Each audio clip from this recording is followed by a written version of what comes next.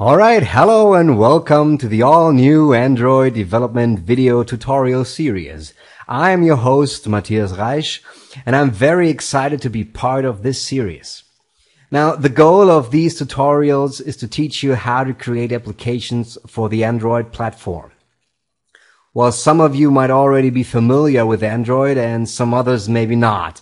So in order to create an equal basis for everyone, I decided to start off with a few basic things and slowly increase the complexity of the tutorials.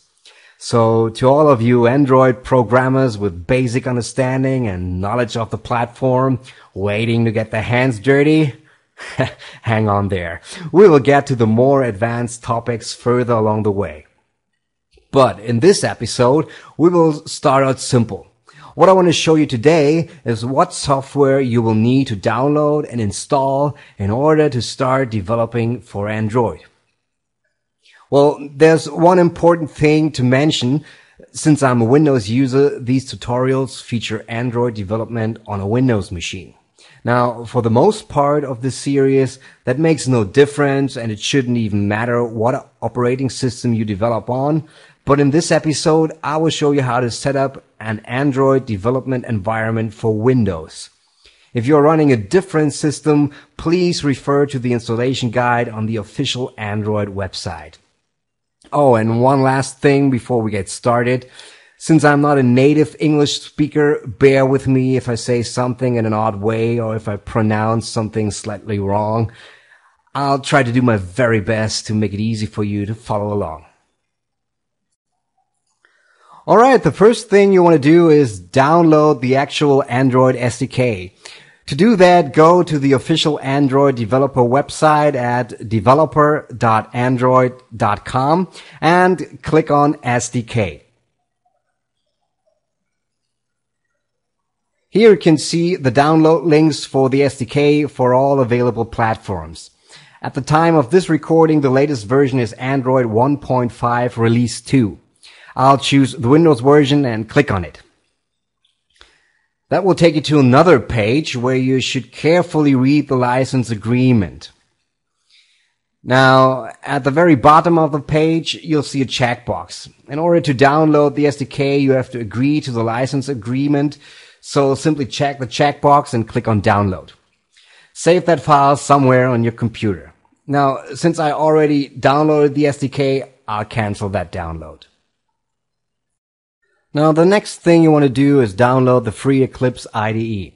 You can find all Eclipse downloads at www.eclipse.org/downloads. For Android, you will need a Java development environment, so I'll choose the Eclipse IDE for Java developers for Windows. Next, simply click on the link at the top to download your copy of Eclipse. Again, since I already downloaded Eclipse, I'll cancel this download. Next, you need to make sure that you have the latest JDK version. So go to the java.sun.com/JavaSE/downloads and download the latest version. At the time of this recording, that is JDK 6 Update 14. Also, you need to make sure that you are actually downloading the JDK. Do not download the JRE, since that is only the Java runtime environment. Alright, so click on download and you will be taken to another page. There we have it, where you can actually choose your operating system from the drop-down list. So again, I'll choose Windows, and I also make sure that I check the checkbox. Well, so click Continue. And on that following page, simply click the link to download the setup file for the JDK. Now, again, since I already downloaded it, I'll cancel that download.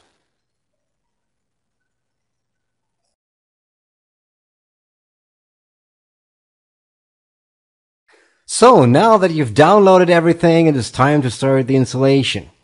First, you should install the JDK. To do that, simply double-click on the downloaded setup file and follow the on-screen instructions. Now, depending on how fast your computer is, this may take a while, so be patient. Then, after the JDK has been successfully installed, go ahead and extract the Android SDK into a folder on your hard drive. It's best to choose an easy-to-access folder like Android SDK in the root of your hard drive or something else. Finally, unzip your Eclipse package. An optional thing that will make life a lot easier is to add the Android SDK's tools directory to your path variable. Depending on which operating system or even which version of Windows you use, you will find that in slightly different places. If you're unsure how to add a folder to your path, please consult your system manual or online help. Alright, with all the packages installed, we are ready to start Eclipse. So here we are in Eclipse. Notice that the first time you start Eclipse, it will ask you for a workspace folder.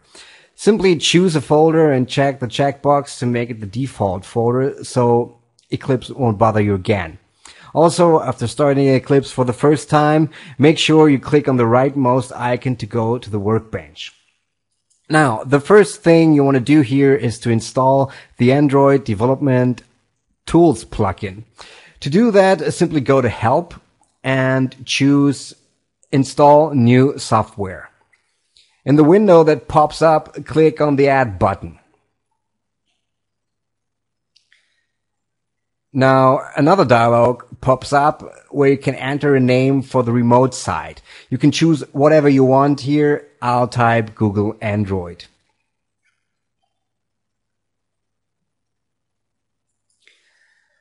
For the location, enter https://dl-ssl.google.com/android/eclipse.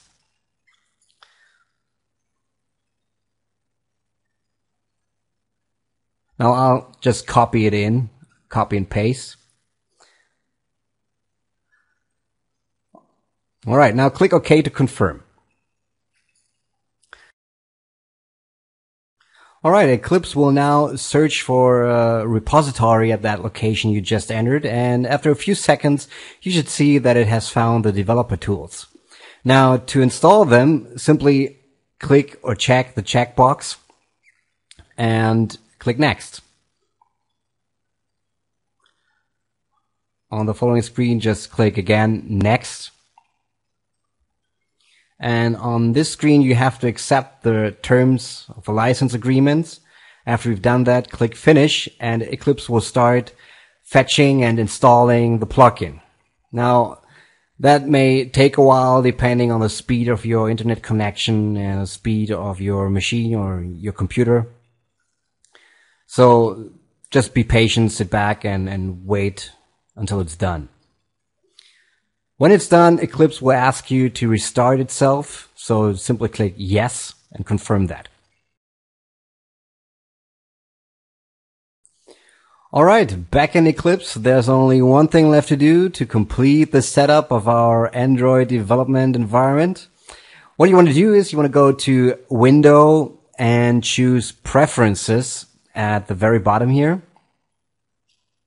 Then in the left pane, you want to select Android. And if you do, you can see that there's a message popping up stating that you haven't set up the location of the Android SDK yet.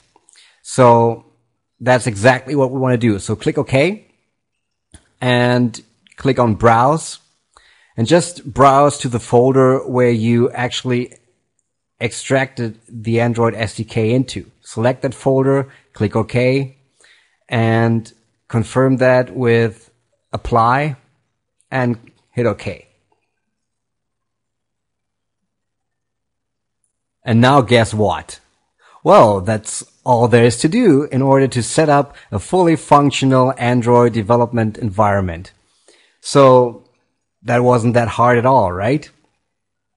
In the next episode, we will have a look at how to create a new Android project and how to run that project in the Android emulator. Alright, thanks for watching. I hope I didn't go too fast and you could follow along and learn something. If you have any suggestions or comments on this episode or the entire tutorial series, I would love to hear them. Until then, I'm Matthias Reich for xtensivearts.com.